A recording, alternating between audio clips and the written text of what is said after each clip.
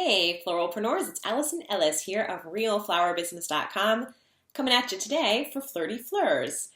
Flirty Fleurs is where I wrote my very first article for floral designers, where I made my first videos for florists, so it is an honor to be back here with a guest post for you guys today. What I want to talk about is a little Q&A on pricing. I've got two topics I want to cover today real quick.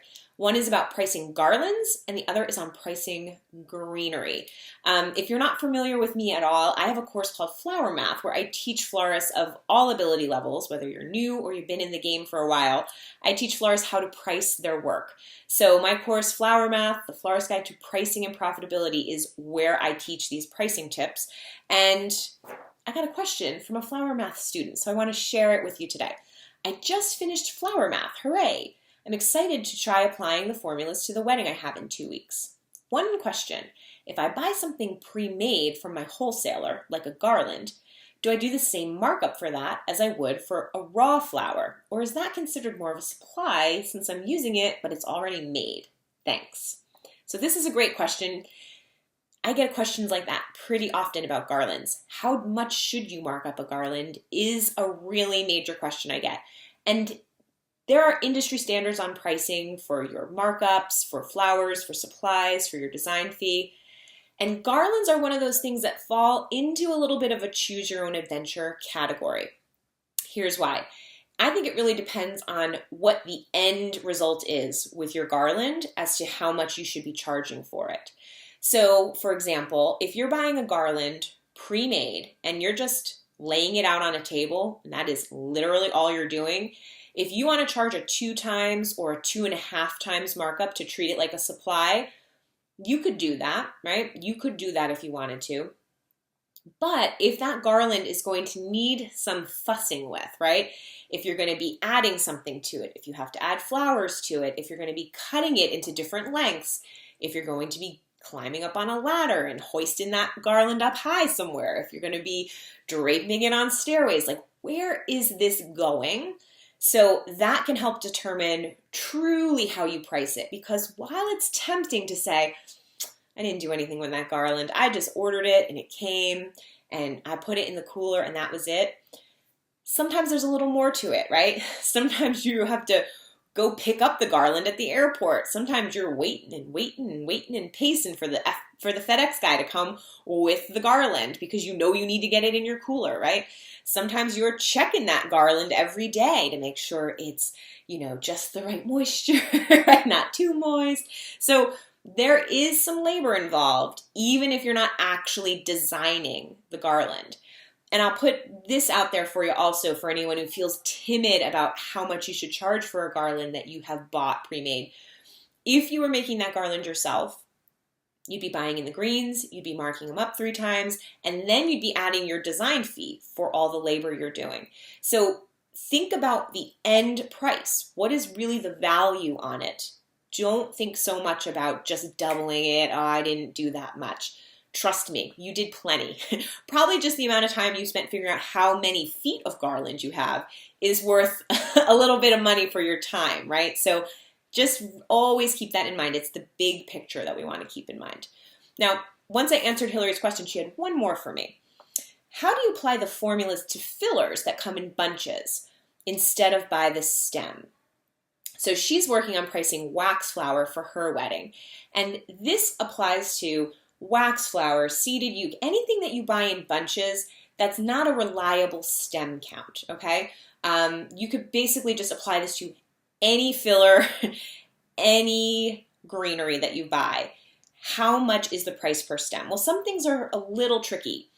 Ruscus, for example. Ruscus is usually pretty easy. I usually get it in 5 stem bunches of Italian ruscus, but sometimes they're 3 stem bunches.